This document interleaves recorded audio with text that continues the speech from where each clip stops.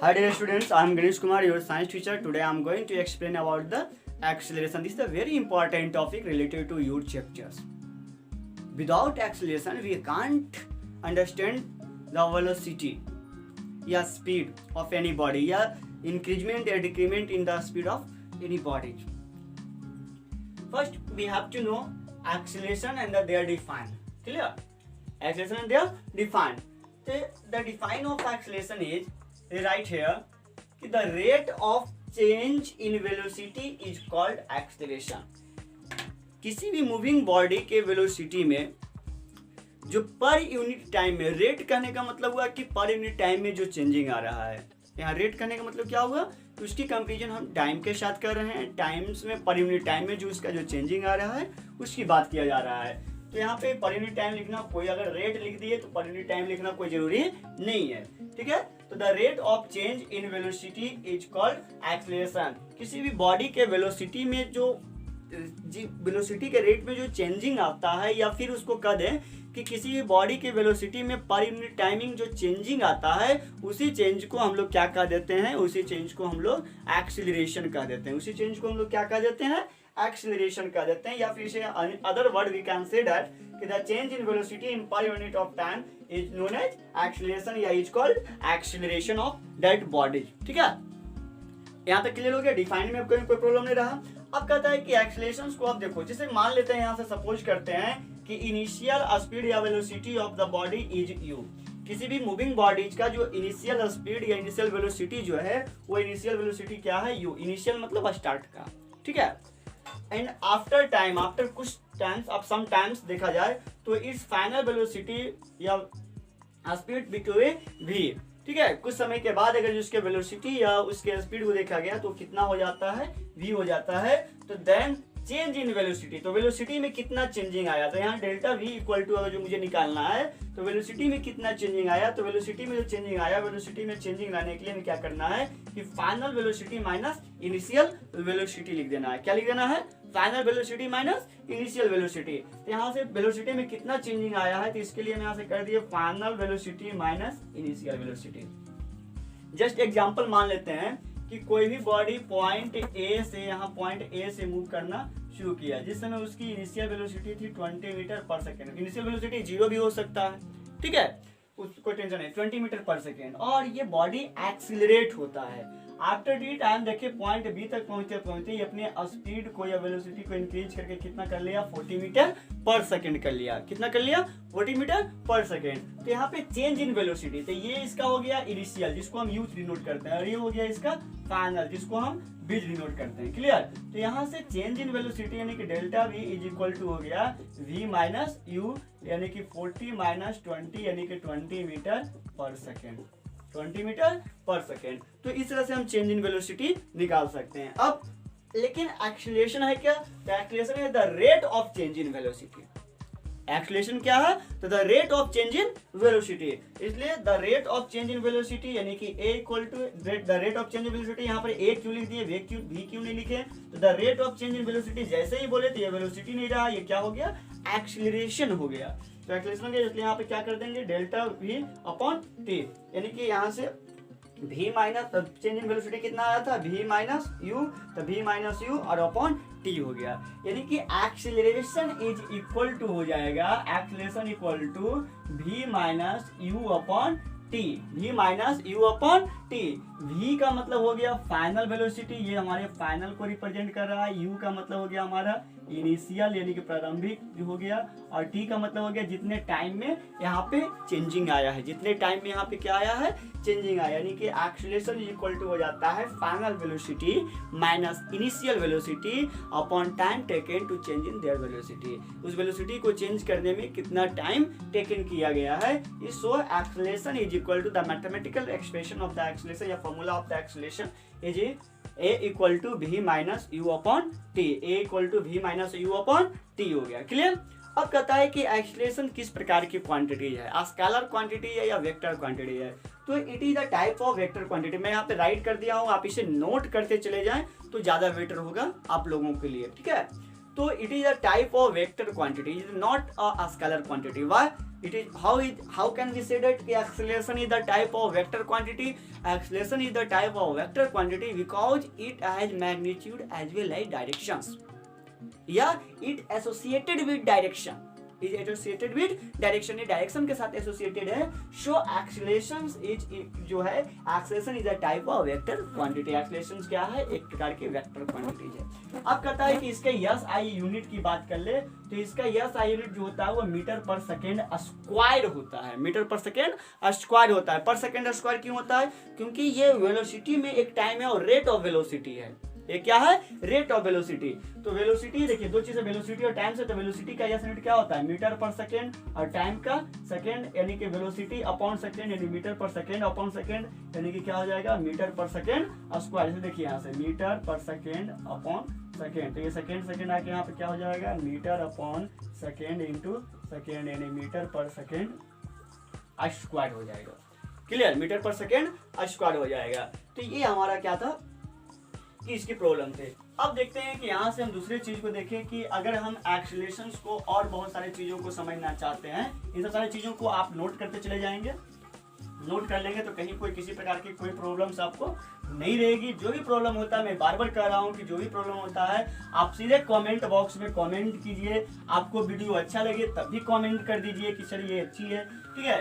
या फिर आपको जो टॉपिक समझ में नहीं आ रहा है या जिस टॉपिक से आपको वीडियो चाहिए है, उस टॉपिक का नेम लिखकर आप कमेंट बॉक्स में कमेंट करना ना भूलें. जरूर कमेंट कर दें ताकि हमें अपने बारे में पता चल सके कि मुझे किन चीज़ों पे ज़्यादा फोकस करना है. मैं बार बार ये बातों को कह रहा हूँ.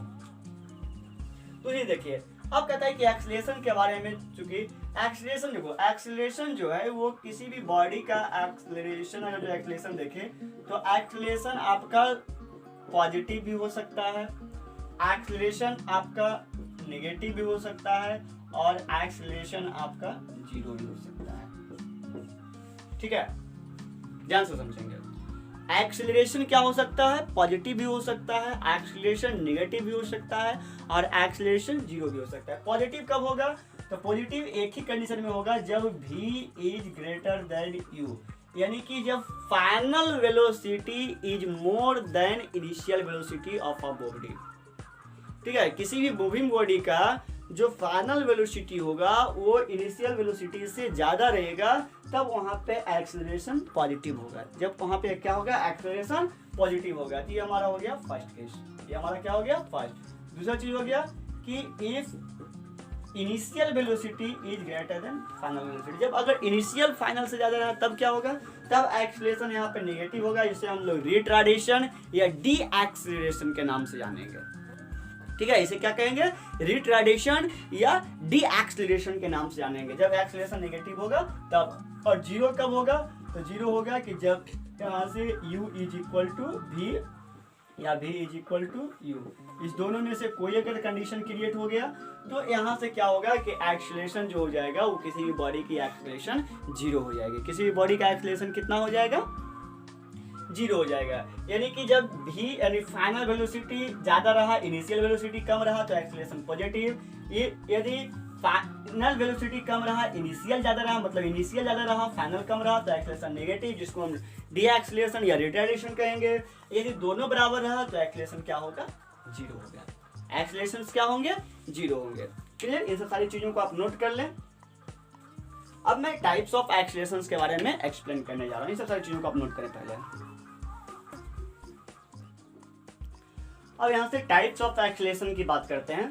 तो एक्सेलरेशंस को जनरली टू टाइप्स में हम लोग कैटेगराइज कर सकते हैं. First is the uniform acceleration and second is the non uniform acceleration. First is the uniform acceleration and second is the non uniform acceleration. When we can say that the acceleration of the body is uniform, and when we can say that the acceleration of body is non-uniform. So when velocity of body changes by equal amount in equal time interval, then the acceleration said to be uniform. जब किसी भी body की जो velocity है equal time interval में अगर equal amount में change होता है, इक्वल रेट से बॉडी एक्सेलरेट होता है, बॉडी के वेलोसिटी में अगर इक्वल अमाउंट का चेंजिंग आता है, तो इस टाइप के जो एक्सेलरेशन होते हैं इसे हम लोग यूनिफॉर्म कहते हैं. और जब वही इक्वल टाइम इंटरवल्स में अगर इक्वल अमाउंट के रेट से बॉडी के वेलोसिटी में चेंजिंग नहीं आता है, अनइक्वल अमाउंट्स में वेलोसिटी चेंज होता है, तो इस कंडीशन में बॉडी की जो एक्सेलरेशन होती है वो एक्सेलरेशन नॉन यूनिफॉर्म कहा जाता है। क्या कहा जाता है? नॉन यूनिफॉर्म कहा जाता है। जैसे कि अगर देखें कि बात करें मतलब इसको ग्राफ के रिप्रेजेंटेशन के थ्रू हम लोग समझना चाहते हैं, तो मान लीजिए कि एक्सेलरेशन को वेलोसिटी टाइम ग्राफ से हम रिप्रेजेंट करते हैं। एक्सेलरेशन को किससे रिप्रेजेंट करते हैं? वेलोसिटी टाइम ग्राफ से रिप्रेजेंट करते हैं। बात करें मतलब वाई एक्सिस हो गया, ये हमारा एक्स एक्सिस हो गया, जीरो ओरिजिन पॉइंट्स हो गया, ये टाइम हमारा हो गया, यहाँ से मान लेते हैं सेकेंड में, और ये हमारा वेलोसिटी हो गया मीटर पर सेकेंड में। ठीक है, तो यहाँ से मान लिए 5 मीटर पर सेकेंड, 10 मीटर पर सेकेंड, 15 मीटर पर सेकेंड, 20 मीटर पर सेकेंड, 25 मीटर पर second, 1 second, 2 second, 3 second, 4 second and 5 second. ठीक है, तो बाद में मान लिए कि बॉडी यहाँ से चलना शुरू किया, तो इनिशियल फर्स्ट में बॉडी की जो एक्सेलरेशन यहाँ से 1 सेकेंड में 5 मीटर पर सेकेंड पे था। दूसरा सेकेंड में देखते हैं कि बॉडी की जो वेलोसिटी है वो चेंज होकर कितना आ जाता है? 10 मीटर पर सेकेंड। थर्ड सेकेंड में देखते हैं तो कितना आ जाता है? 15 मीटर पर सेकेंड।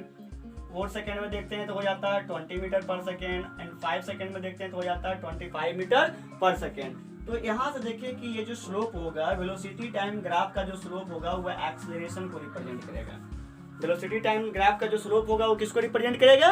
एक्सेलरेशन, यानी कि ये जो हो गया ये हमारा एक्सेलरेशन हो गया v minus u upon t हो गया। ठीक है, तो या फिर इसको कर सकते हैं ए डेल्टा वी बाई टी हो गया। तो ये हमारा एक्सेलरेशन हो गया। तो ये हमारा कहला गया यूनिफॉर्म एक्सेलरेशन। ये क्या कहला गया? यूनिफॉर्म एक्सेलरेशन, क्योंकि ये इक्वल टाइम इंटरवल्स में क्या कर रहा है? तो इक्वल अमाउंट से वेलोसिटी में चेंजिंग ला रहा है, इक्वल अमाउंट से वेलोसिटी में चेंजिंग ला रहा है, जिसके कारण यहाँ जो ये स्लोप है इसको हम लोग स्लोप भी बोलते हैं, बार बता रहे ना। तो यहाँ जो स्लोप है, ये स्लोप क्या है? ये स्लोप स्ट्रेट है। ये स्लोप क्या है? स्ट्रेट है। तो जो यूनिफॉर्म एक्सेलरेशन का जो स्लोप होता है वो यूनिफॉर्म एक्सेलरेशन को हमेशा एक स्ट्रेट लाइन के थ्रू हम लोग क्या करते हैं? रिप्रेजेंट करते हैं, यानी कि ये लाइन अभी कभी भी आपका कर्व नहीं होगा। अगर ये स्लोप कर्व है तो समझिए कि आपका जो एक्सेलरेशन है वो नॉन यूनिफॉर्म है। एक्सेलरेशन क्या है? Non uniform. जैसे कि देखते हैं अब नॉन यूनिफॉर्म्स में हम देखते हैं, यहाँ से देखो यहाँ से अगर मान लिया कि इस ढंग का ये रेट को रिप्रेजेंट कर रहा है, ठीक है, तो ये वेलोसिटी हो गया, ये टाइम हो गया और ये आपका एक्सेलरेशन हो गया। तो मान लीजिए कि यहाँ से ये स्टार्ट हुआ, ये 1 सेकेंड में गया 5 मीटर, लेकिन अगला जो 2 सेकेंड था इसमें चेंजिंग आ गया। ठीक है, इसमें क्या किया कि ये 7 मीटर ही मानते हैं, ये 7 गया, यानी 5 और 2, तो यहाँ पर 2 मीटर्स का ही चेंजिंग आया है, 2 मीटर पर सेकेंड का चेंजिंग आया है। अगले ये 3rd सेकेंड में ये बात लोग मान लेते हैं कि ये 15 मीटर पर सेकेंड कर लेता है। देखो ये चेंजिंग आ रहा है, ये किस समय कितना चेंजिंग आ रहा है ये कह पाना मुश्किल है, ये कह पाना मुश्किल है। मतलब ये इक्वल अमाउंट से ये पर यूनिट टाइम में चेंजिंग नहीं हो रहा है, ये अनइक्वल अमाउंट में चेंजिंग हो रहा है। इस कारण से ये जो ग्राफ हो गया, ये स्लोप जो है, ये स्लोप क्या है? कर्व है। ये स्लोप क्या है? कर्व है। तो इस कारण देखो ये एक स्लोप क्या था? स्ट्रेट था, और ये स्लोप यहाँ पर क्या हो जा रहा है? कर्व हो जा रहा है। इस कारण से ये क्या है? Non uniform. ये कर्व क्यों हुआ? कर्व होने का कारण क्या है? तो कर्व होने का रीजन है कि यहाँ पे इक्वल टाइम इंटरवल में इक्वल अमाउंट से वेलोसिटी में चेंजिंग नहीं हुआ है। और यहाँ पे स्ट्रेट होने का कारण क्या है? तो स्ट्रेट होने का कारण ये है कि यहाँ पे इक्वल टाइम इंटरवल में इक्वल अमाउंट से वेलोसिटी में चेंजिंग आया है। तो this graph represent uniform acceleration and this graph represent non-uniform acceleration. Clear? तो यहाँ uniform acceleration, non uniform acceleration समझ में आ गया। अब देखो यहाँ से पॉजिटिव निगेटिव की बात कर रहे थे, यहाँ से तीनों चीज को आप देख लेंगे।